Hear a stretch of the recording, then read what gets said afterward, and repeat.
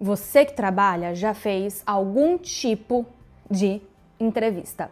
Pode ter sido só com um cafezinho, por exemplo, ou realmente aquela entrevista de frente com Gabi e tudo mais, né? O Ministério do Bom Senso adverte: este programa contém opinião e bom humor. Vamos falar sobre a primeira entrevista que a gente tem com uma empresa. O que estudar? Bom, é interessante que você saiba do que se trata aquela empresa. E eu sei que isso não é tão óbvio. Porque assim, uma coisa é você ser chamado para uma entrevista no Google, uma coisa é ser chamado para uma entrevista na Amazon, outra coisa é você ser chamado na entrevista que fabrica a borrachinha do negócio que vai aqui na lapiseira. Provavelmente você não vai saber o nome dessa empresa. Então, tá tudo bem você não saber do que se trata esta empresa. Por isso, a gente precisa se preparar. Vamos buscar o que ela faz. Ela fabrica um produto? Ela presta um serviço? Ela é do governo? No Brasil é mais difícil, né, da gente se candidatar a ser numa empresa do governo porque é por concurso público. Mas, de toda forma, vocês entenderam o que eu quero dizer, né? É uma empresa nacional, é uma empresa internacional, é uma empresa nacional que tem escritório ou atuação, porque não é a mesma coisa, fora do Brasil e assim por diante. Então, vamos estudar a empresa. Além disso, muitas pessoas falam para a gente estudar também os valores da empresa. Eu tenho aqui um pezinho atrás, porque assim, tudo bem, você pode até entrar no site e ver o valor ali da empresa que está falando, né? Geralmente no Sobre Nós vai ter ali os nossos valores, as nossas missões, as nossas visões, enfim. Eu acho um pouco besteira se aprofundar tanto nisso, porque nenhuma empresa vai falar, nosso valor é roubar idosos. Às vezes ela foi uma empresa que comprou outra, enfim, dá uma olhada ali, tudo tem no Google. Outro ponto sobre a empresa, entra no Google, coloca o nome da empresa e ali em cima vai ter notícias. Então você pode procurar, né, por tudo, pode procurar por imagens, pode procurar por, enfim, né, tem aqueles filtros que você pode fazer no Google. Nesse momento, procura por notícias, vai aparecer as últimas notícias sobre aquelas empresas, sobre aquela empresa. E isso é até uma dica para você que trabalha com cliente e tal. Também é legal dar uma olhada, sempre antes de uma reunião, as últimas notícias da empresa, né? Às vezes você vai falar lá sobre crescimento de quadro e a empresa acabou de anunciar, sei lá, que o CHRO saiu da empresa por XYZ. Com quem você vai falar naquela empresa? Então, naquele momento, aquela entrevista foi enviada por uma pessoa de recrutamento? Foi enviada por um gestor? Acontece, às vezes. Por quem foi enviado? Ah, tá bom, foi enviada pela Ana, do time de Talent Acquisition, de aquisição de talento.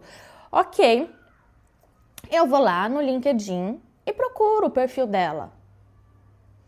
Vejo, olha, ela estudou isso.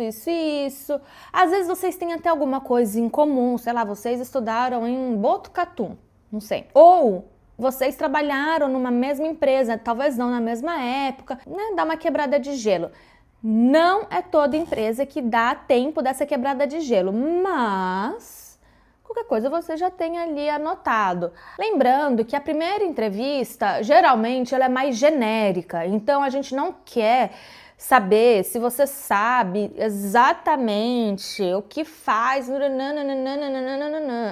Muitas vezes não é sobre isso, e sim para ver quais que são as suas soft skills, as suas competências, o seu histórico, o que você considera um desafio, como você solucionou um desafio. Uma vez eu vi uma pessoa bem polêmica, porém bilionária, no mundo dos negócios, falar que em entrevista gosta de ver como que a pessoa se sai de problemas. Porque a pessoa que escapa de um problema, a pessoa que resolve um problema, ela vai saber te recontar, te falar sobre isso nos mínimos detalhes. Pense nisso também. Não adianta você falar uma coisa muito genérica.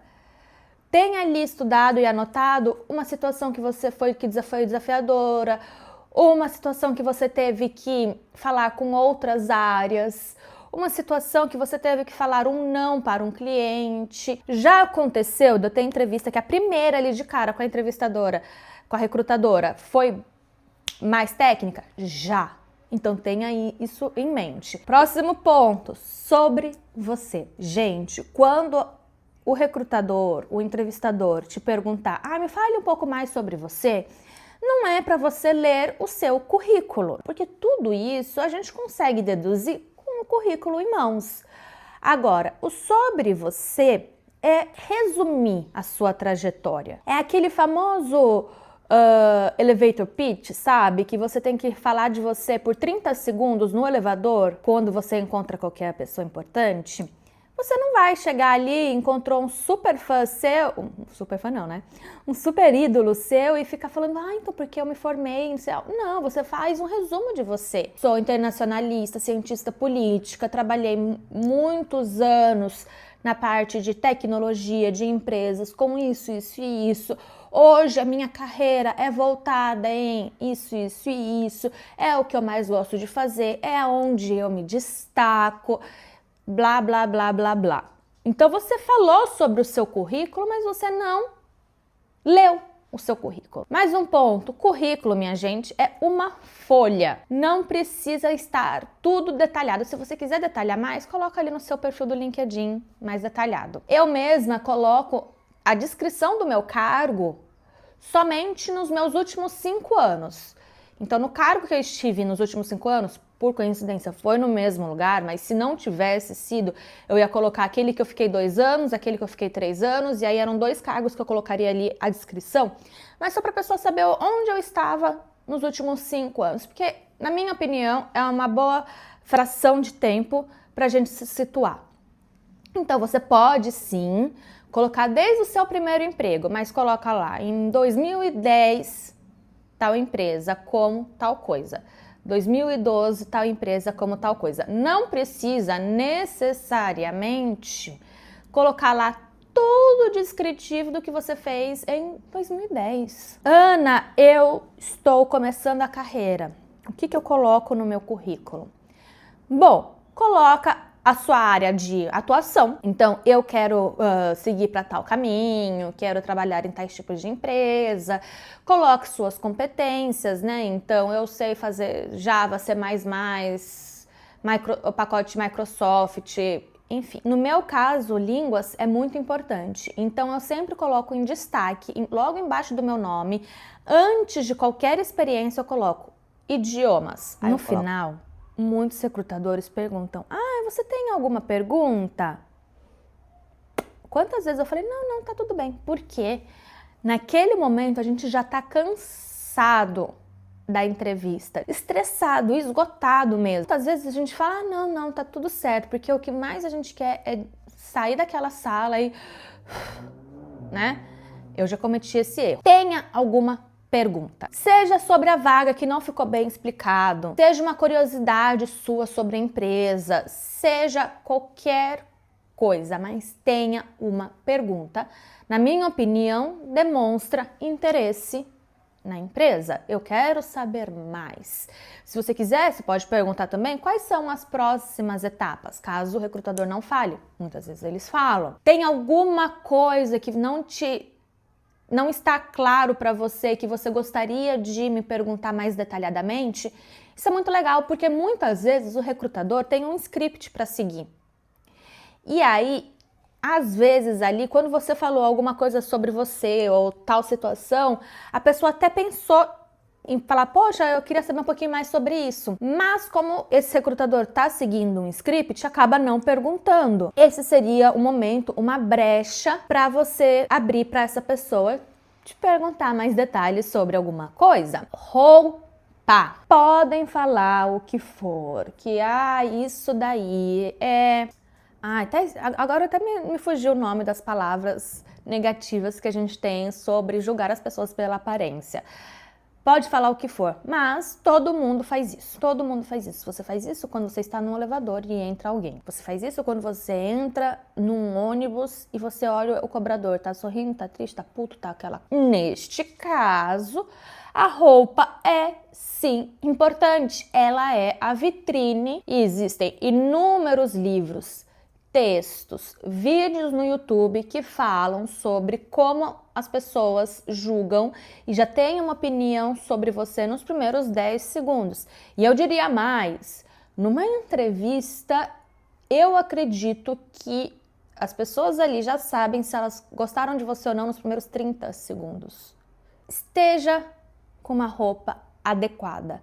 Mesmo se for via vídeo, não é porque eu estou de casa que eu vou estar ramelenta. Então, você não precisa passar um batom, inclusive até falaria pra você nem passar esse batom assim, né, que eu acho meio... A menos que seja ali uma coisa mais voltada pra moda, tal, startup, mas enfim, esses detalhes aí são particulares de cada segmento. Se você quiser me perguntar aqui embaixo a minha opinião sobre algum, pode ficar à vontade. Mas, uma maquiagenzinha, não vai ter uma olheira, sabe, não precisa passar um rímel, mas sabe, uma cara lavada. Ai, a entrevista é às 8 horas da manhã. Esteja acordado um pouco bem antes, para não ficar com aquela voz de sono, aquele olho inchado. A gente consegue ver. Pessoalmente, eu sei, gente, já aconteceu de eu chegar na entrevista social e encharcada, porque em São Paulo o clima muda assim. E eu saí do metrô e eu tinha que andar um quarteirão para entrar no escritório e eu fiquei ensopada neste 1 minuto. E o meu cabelo, que já era aquele cabelo sofrido de fim de dia, sabe? Eu tinha trabalhado naquele dia na empresa que eu trabalhava antes e fui para uma entrevista no final do dia. Gente, assim, terror na terra. Eu não tinha um guarda-chuvinha. Por quê? Não sei. Cheguei ensopada, fui ao banheiro, tentei dar uma amenizada, mas depois disso eu já aprendi. Eu vou ter sempre a minha sombrinha na bolsa, principalmente em dia de entrevista. Eu vou ter sempre uma camiseta seca, porque eu estava de camisa social, mas ela era azul, então ela estava cheia de pinguinhos. Se eu tivesse uma camiseta preta na bolsa, eu teria trocado e não ficaria tão ali pingada, sabe? Tanto é que nesse caso foi a primeira entrevista e a recrutadora estava junto com a gerente na época. Essa gente é uma pessoa muito especial na minha carreira. Acabei passando. Mas a recrutadora não gostou do jeito que eu cheguei. A gerente, que ainda bem estava junto, falou, mano, mas eu gostei muito, tipo, né, do jeito que ela foi entrando. Olha, gente... Isso, já foi... Sem pedir muitas desculpas, as pessoas sabem que tá chovendo. Preste atenção na sua roupa. Se a minha gerente não tivesse lá na época, no dia da entrevista, talvez eu não teria passado. Porque eu não passei uma boa impressão para a recrutadora. Então, por isso que eu aprendi. Neste dia eu passei na entrevista, passei nas próximas, acabei trabalhando até bastante tempo nessa empresa. Mas o ponto importante aqui é: tenha planos A e B para sua entrevista, seja presencial, seja por vídeo. Por vídeo, esteja num lugar que a conexão da sua casa é melhor. Ana, mas o meu escritório ali, onde eu fico, no meu quarto, não sei o quê, a conexão é péssima. Tá bom, então traga do lado da boate, tá? Traga do lado. Faça um cenário para você. Então, não coloca aqui o seu computador aqui. Ana, mas é um notebook, laptop. Tá bom, coloca uns livros, sabe? Para ficar um pouco melhor, para, né, a pessoa te ver. Tenta virar para a janela para ter mais claridade. Ana, não dá. Tudo bem, mas tenta colocar um vasinho de flor aqui atrás. Tenta, sabe? Tenta estar apessoado. Muitas pessoas, quando fazem vídeo, estão só com a parte de cima bonita, a parte de baixo de qualquer jeito. Gente... A gente trabalhou muitos anos na pandemia, né, por vídeo. E muitas histórias rolaram. Eu tenho pavor de estar remelenta na parte de baixo numa entrevista ou... Não, peraí. numa reunião, quem dirá numa entrevista? Porque, gente, eu sou muito desastrada. E se eu me caio naquela cadeira do nada e as pernas pra cima, entrou uma barata voadora e aí eu vou sair correndo. Gente, tudo pode acontecer. Então, esteja vestido propriamente até com a parte de baixo. Não precisa estar com a calça mais social do planeta. Não, mas esteja com alguma coisa, né? Que a pessoa possa ver se acontecer alguma coisa.